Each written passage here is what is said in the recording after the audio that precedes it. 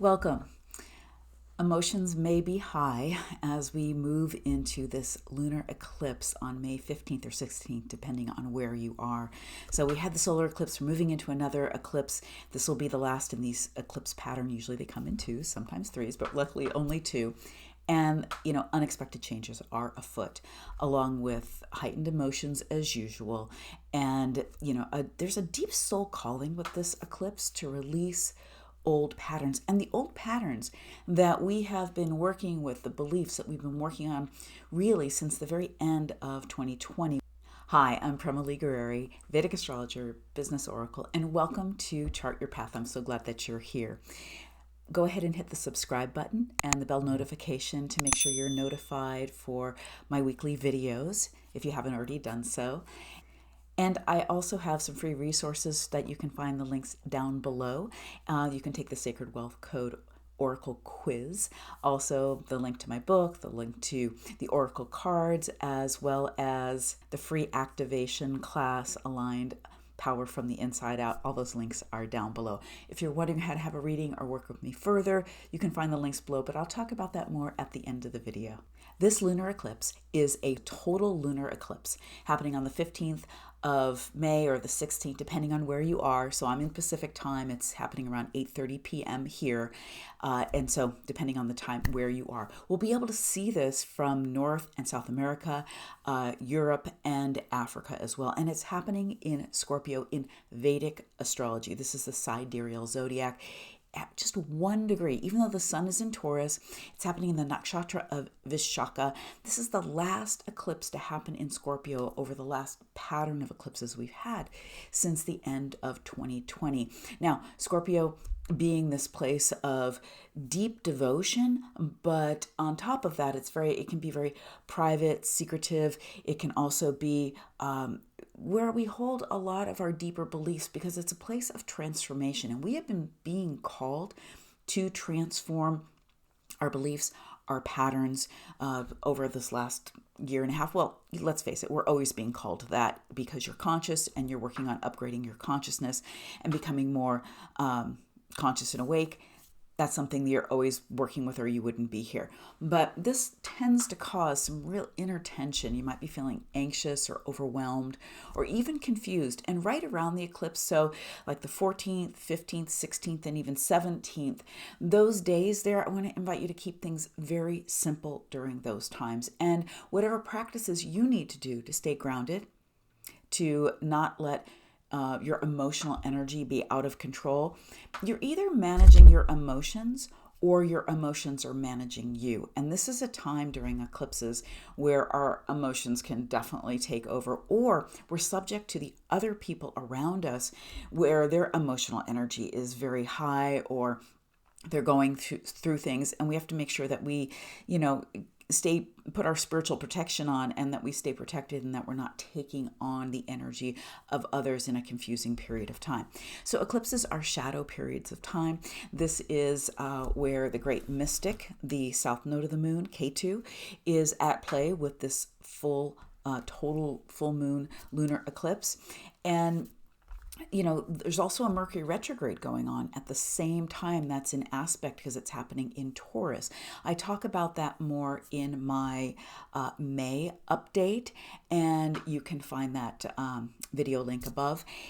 But I'll talk a little bit about that Mercury retrograde in just a little bit. But Mercury is the great communicator. It's also the great merchant. So that's business and communication. And those things are a little bit wonky right now. And that plays into this. So I want to say one thing about this eclipse is, wow, don't have any communications that you don't need to have that you feel are really important. Just wait till after this weather has cleared. Because the thing about a lunar eclipse, things come up unexpectedly at the time of the eclipse and the days right around it, and then it's gone. It's like a storm that comes and goes. Where a solar eclipse, which we had on April 30th, is more a dramatic change in direction that plays out over a 6-month period of time. So don't overschedule yourself.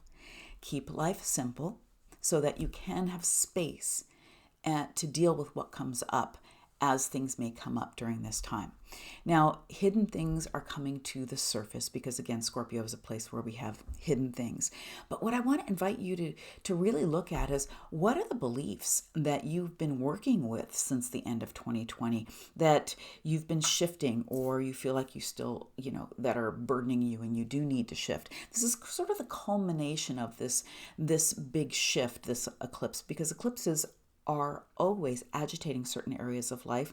I can't tell you which areas personally, unless I'm looking at your chart, but collectively is how I'm speaking in this update.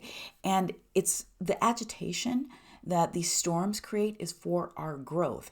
But with Ketu, the mystic, the south node of the moon, it's about relinquishment and letting go. It's the process of evolution.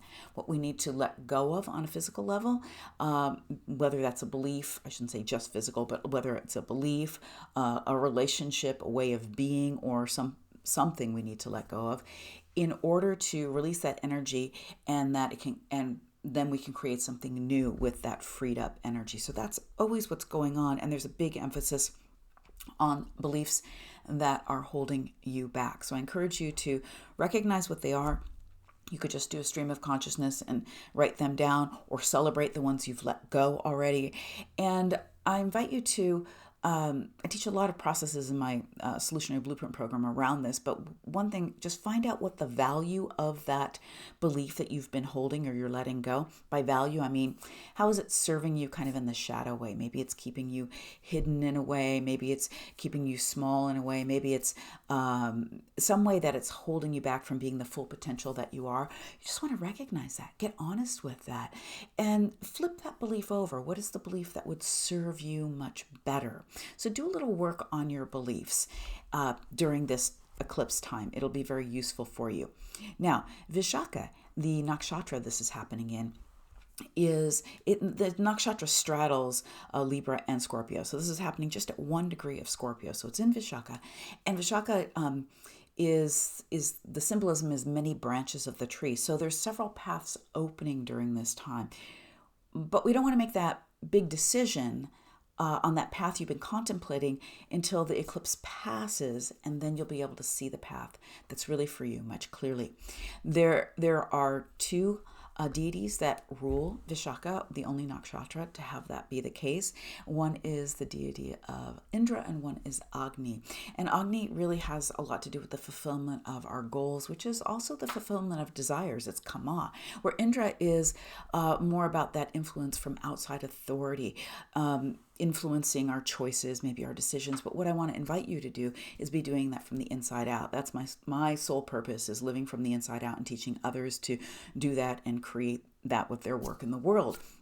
So this is you want to give yourself extra meditation time, extra spiritual time during this eclipse time, being near water, drinking more water. Scorpio, it's a water sign. That'll be very therapeutic.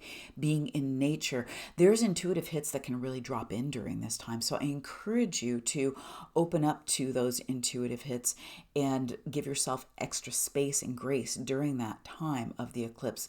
Because again, it's a shadow period of time, so we need to be inner focused and inner reference during that time.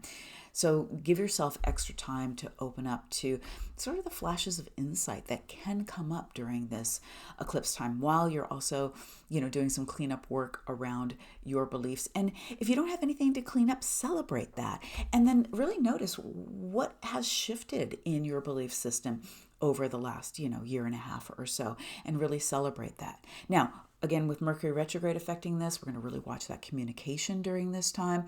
And then also with Jupiter aspecting this eclipse, because Jupiter's in Pisces aspecting Scorpio right now in Vedic astrology, it is going to bring grace and bring light to all the water signs. So that's upliftment here. That brings this element of grace and light, even in a dark shadow period of time. Saturn has an aspect here too, bringing a sense of seriousness. But Jupiter's aspect here is really opening up some grace. And I think that's a really great influence on this eclipse that we have during this time. So you can reflect back on, we had an eclipse on the December 14th of 2020.